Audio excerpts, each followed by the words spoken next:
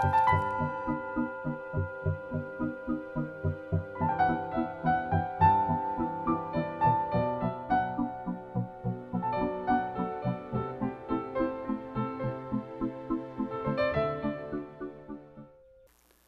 we're going to look at the four hemispheres, or the halves of the full phase aspect chart. Actually, we're looking at, any cycle, the synodic cycle. And two of the halves, of course, are the upper or inner half and the lower or the outer half. And the other two are the left side or waxing side of the synodic cycle. From, at the top it goes from the conjunction out to the opposition, and then the waning side from the on the right side from the opposition back to the next conjunction. So it's important to, if you have taken the time to go through the first segment, first video, and thought about it, and, got some idea of the correspondences between the phases of any complete cycle, then you're ready for this discussion. If not, you might want to go over that material. Anyway, the outward moving, building or forming half of the phase wheel is the waxing part of the cycle. And this is where an impulse or idea builds or forms into something physical, into some kind of experience. The other half of the cycle, the inward going or the waning, the deconstructing or dissolving half of the phase wheel, which is called, as I said, the waning part of the cycle. This is where whatever was built up to and made manifest at the opposition aspect is now taken down, and we absorb whatever meaning or value we can from the experience. Again, this is all covered in the material about phases. But the lower or outer hemisphere on the chart constitutes everything out in the open, physically visible, and out in the world to be seen, everything that matters, so to speak. It's physical. While the upper or inner hemisphere is all that is not physical, whatever does not matter yet, or does not matter anymore within our mind and experience. The left side of the inner hemisphere holds that which is not yet manifest. That's where ideas form and we make plans. And the right side of the inner hemisphere holds that which is not manifest any longer, something that's going back or coming back into wherever it came from. Now, I'm not suggesting here that this information that I'm pointing out is not found in all the various pieces of traditional astrological technique. Of course it is. But I'm fitting the pieces together here in a slightly different way. Kind of like a picture jigsaw puzzle. And this puzzle, this picture, provides, for me at least, a clearer picture of the natal chart. And moreover, it's a picture that anyone can read after only a brief introduction. Again, using my personal sun phase wheel, that's the phase chart that just has the sun at the conjunction point so that we can see how everything relates to the sun. Using that as an example, we can see at a glance that the concept of myself, the whole thing is kind of inward. We could call it mental, or subjective, or secret, private, deep, any of those words, whatever you want. The point there is that there is only one planet, Mars, that is above the horizon, that's in the outer hemisphere. And it's like it's similar to, analogically to Aries, or the first house position. So we can see that probably I like to start things. And as an entrepreneur, someone who started many businesses, this makes a lot of sense. Now, the planets in the inward half, those on the waxing side, that's where I take inspiration or find ideas and begin to build them into plans, to make them real, for our dreams to become real, to make them into our reality. Trying to make my dreams come true. So let's look at them. And just using traditional astrological interpretations, nothing fancy. We can see that Venus is very near the cusp of the semi-sextile aspect, and that corresponds to Aquarius, or to the 11th house of community. Therefore, I have dreams and plans to build a community. And as a child of the 1960s, this is so true. Next, the sometimes troublesome planet Saturn, and if you look close by, the planet Uranus, are positioned at the sextile aspect, giving great energy and freedom of movement, or what we could call ease. It's very easy for me to do things, to get things done, and because of Uranus, very inventive things at that, like this technique. This leaves Jupiter exactly at the 45-degree or semi-square aspect. And this is definitely one of the challenge points in the wheel. Jupiter's my career, anyone's career. And it suggests that my life path or career is not just a slam dunk.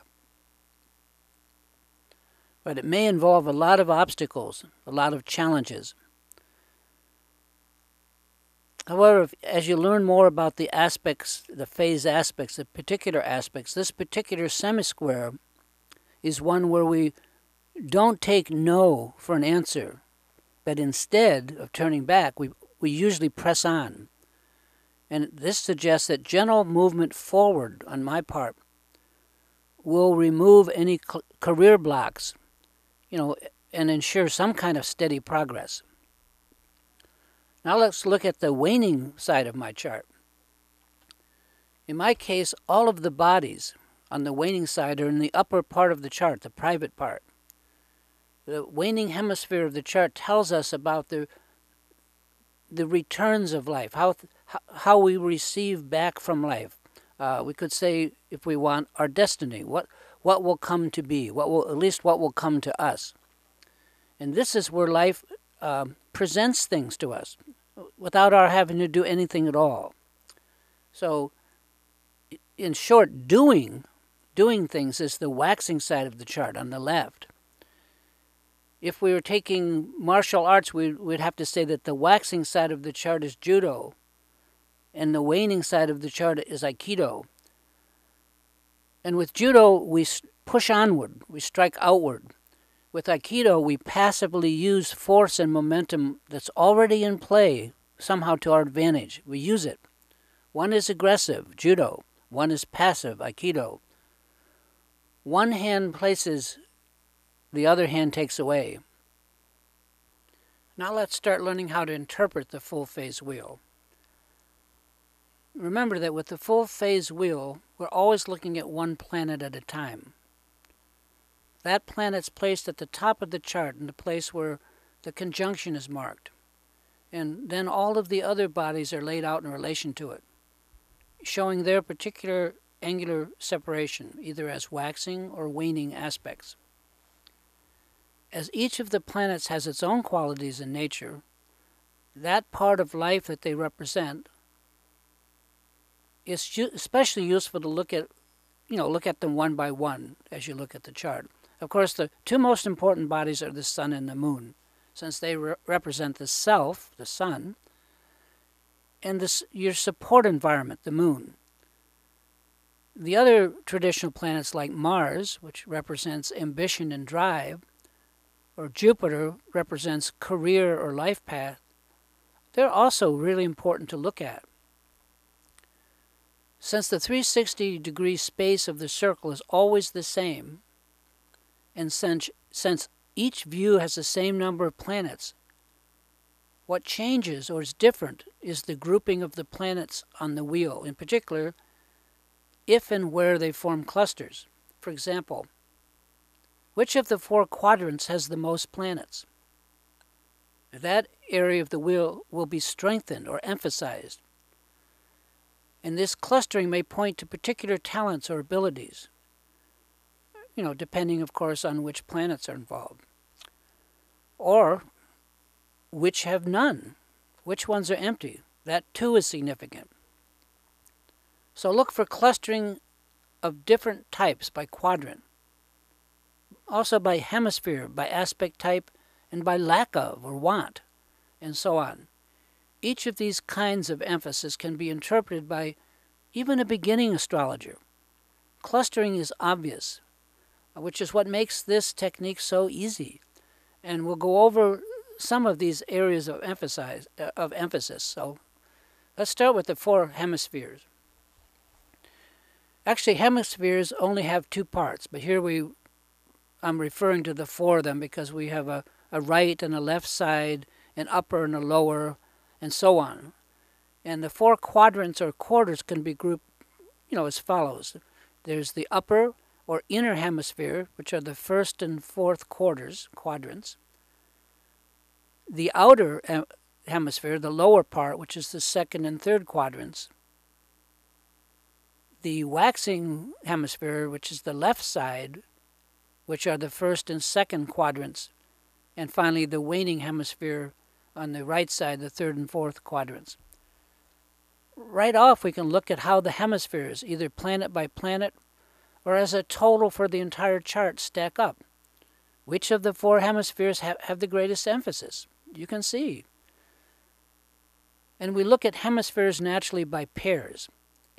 For instance, is the inner hemisphere stronger than the outer? Or is the waxing hemisphere stronger than the waning hemisphere?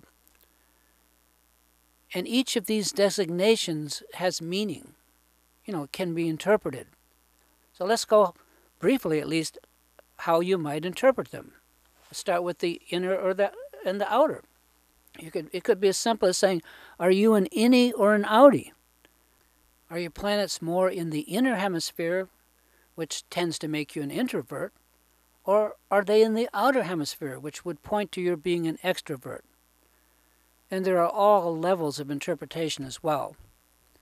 An introverted chart or planet does not necessarily mean a needy, shy, clinging wallflower type, although it could. And an extroverted chart does not mean a crude, boorish, materialistically oriented buffoon, although that could be one interpretation. You're going to have to use your own discretion, your own imagination in interpreting. An inner emphasis points to working more from the inside out, using the mind and ideas to create plans and projects that can then be carried out. While an outer emphasis is more about carrying those plans and projects out into reality, building them to fruition. One is working from the inside out, the other from the outside in. It could be as simple as the fact that some folks build bridges and they make cars, it's the outer, while others design those bridges and cars, that's inner. One person may work with his or her mind, while another may be out in the public, at the center of a group. So that's a very rough idea of inner and outer. And many people are about equally balanced. A good balance between inner and outer. In that case, there's some sort of natural harmony. They can do it all. In either case, it all starts from just looking at the full phase chart wheel, either for the entire chart or planet by planet. Let's talk about giving and receiving, which are the waxing and the waning hemispheres. The other set of hemispheres are the waxing and the waning hemispheres, with the waxing hemisphere running from the conjunction aspect between 2 planets outward down the left side of the aspect wheel, full phase wheel, to the opposition point, and the waning hemisphere running inward from the opposition up the right side of the chart back to the conjunction. These 2 hemispheres, waxing and waning, refer more to investing and returns. Building and making something, that's waxing, while appreciating and concluding things is waning, giving and taking. The waxing side is where we give, where we build things, and the waning side of the aspect wheel is where we take, where things tend to come to us. This whole idea of giving and taking, of being either predominantly a giver or a taker, also leaves a lot of room for interpretation on our part. But more or less, that's the way it works. Again, you can look at these two hemispheres planet by planet, or you can look at how the whole chart sums up. Here, too, we look for clustering. And we also want to know what planets are involved. The waxing side of the aspect cycle is where we come up with ideas, make plans to implement them, and actually put these plans into action, building something real, something outward, and usually in the physical world. This is where we give of ourselves. That's the left side. The right side, or the waning side of the aspect cycle, is where we work with whatever we have built or someone else has built and created, coming to understand what it is, how to best use it, and what it means to us. Here we are receiving because we are accepting what is and learning to work with that. In other words, we take it. When we look at quarter or hemisphere emphasis in the whole chart, we're counting up the number of planets in each of the various aspect regions and seeing how they add up, hemisphere by hemisphere, quadrant by quadrant. There are 45 combinations in the geocentric chart, 35 combinations in the heliocentric chart. When we look at percentages in hemispheres, we have 2 percentages. So 50% in one hemisphere and 50% in the other seems to be a perfectly balanced chart. However, when we look at percentages in the 4 quarters, the 4 quadrants, then we would have 4 quarters, each with 25% to reach a balance. Any quarter with more or less than 25% is emphasized one way or the other. Negative emphasis, having less than the average number of aspects, is also an emphasis and should be noted and interpreted. Having no activity in a hemisphere is very special. And even no activity in one of the 4 quarters is well worth noting. These negative areas of emphasis point to areas in ourself where we want or lack something. Equally interesting is looking at the aspect balance, planet by planet. Using my own chart geocentrically as an example and putting Jupiter at the focus, you can see that I have all of the planets in the inner hemisphere except one, and that's Neptune. In other words, Neptune is the only planet in the outer or physical half of the cycle. As Jupiter has to do with the life path or career, literally the way we go through life, our path, our dharma, then having some planet in the public or outer sphere may help. It's our means to get out or to be known. It's interesting that I've made my career in a couple of areas, most notably astrology, music, and film, all very Neptunian subjects. And we can refine that a little further by noting that the hemisphere that Neptune is located in is the waning half of the chart. In fact, in the sector that corresponds with the 6th house and the zodiac sign Virgo. It's interesting to note that my careers in all 3 of these areas involve painstaking detail work as an archivist in music and film and as a programmer, among other things, with astrology. So that's how one might look at these charts. And I want to emphasize that at least that my interpretation of what Neptune means in my Jupiter full phase chart is just that. It's my interpretation. I'm in no way suggesting that you should agree with that, how I do it. You would have to have your own, and you will, your own distinct way to evaluate these positions. That's what makes astrology so fascinating. There are pretty near as many interpretations as there are astrologers out there. We each see things differently, and we agree to allow others to do the same. Now, we could look at each of the other bodies in my Jupiter full phase chart in the same manner. and come up with all kinds of understandings. The point of it all is to determine if these interpretations, if this understanding is useful for us or not. Does it help us better understand ourselves and our life? For example, without giving you so much detail as with Neptune, we might look at all the planets in the first quarter: Saturn, Uranus, Mercury, Venus, and the Sun. These are all in the inner waxing quarters of the chart, suggesting that in my career I may invest or put out and give out through these planets. And what would be emphasized in this quarter are new ideas, plans, projects in the making. As a well-known entrepreneur, I just have to laugh. Of course, I have an endless stream of ideas and projects in mind to do, and that's what I've done. Looking at the other planets, Mars, Pluto, and the Moon, now they're all in the fourth quarter and in the Waning Hemisphere. These too are inner planets, but instead of planning and projecting, here the planets are returning, bringing in the results, reaping. These planets are where I can receive from the world, where I take, so to speak, at least in respect to my career or life path. And that's an inward-directed Mars, not an outward one. So I would expect to have a drive to understand, receive, and boil everything down to the essentials, as opposed to the traditional idea of Mars as always reaching or pushing out. Mars also pushes in. And let's not forget the Moon. Hidden here, it is deep within the inner hemisphere and toward the end of the last quarter, making its mysteries and supportive force very deep and inward in my case. Without a doubt, my career is, at least according to this analysis, very much inward.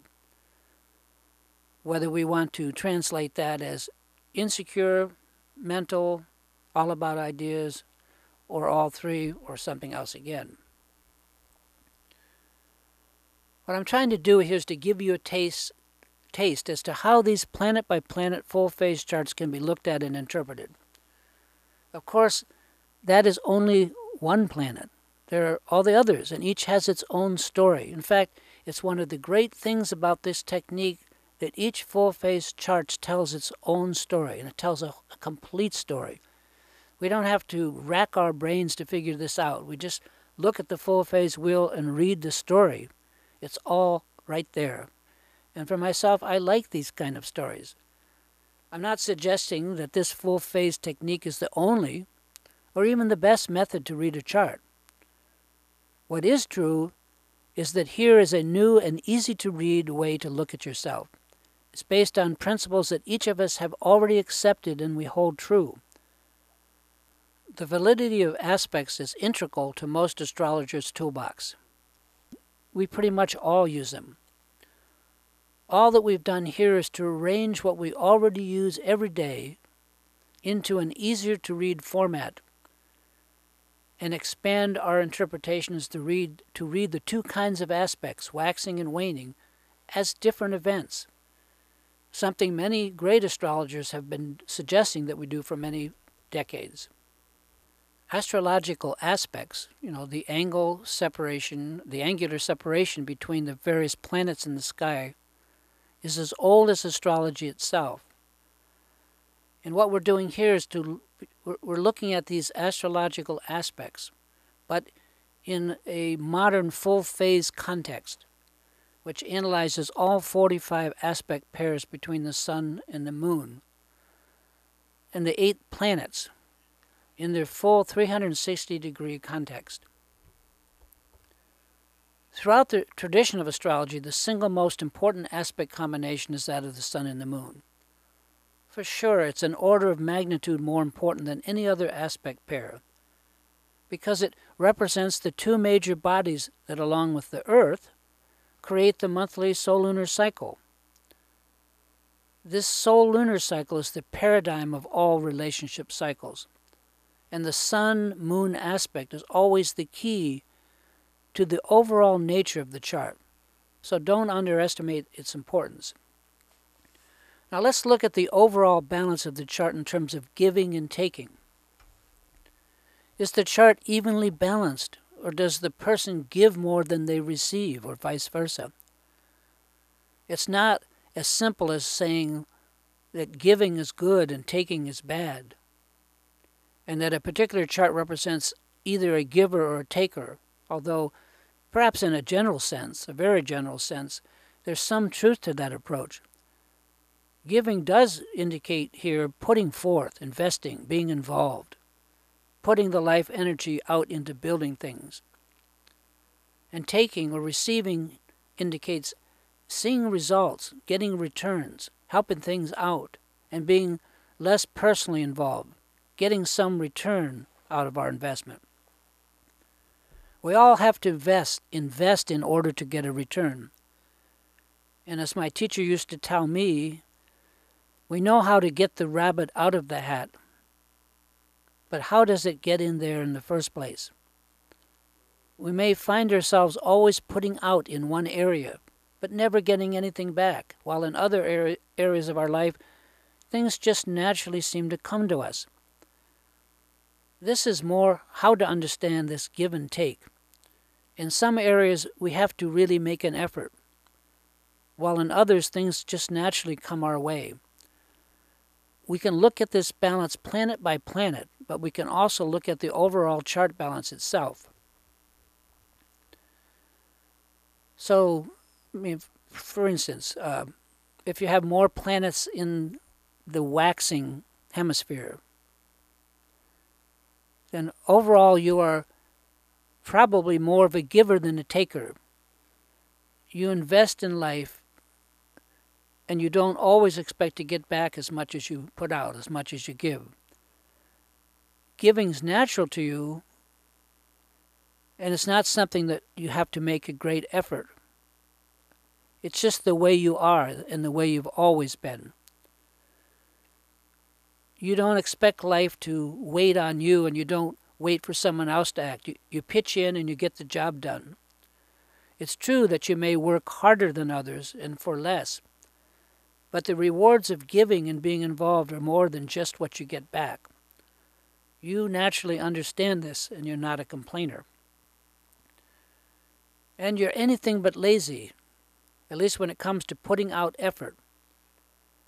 But you may not be as at home with easing or helping out situations once they exist. You may cause them, especially if they get out of control. You are much better at creating situations than you are with solving them. And that's not meant to be a criticism. That's one interpretation.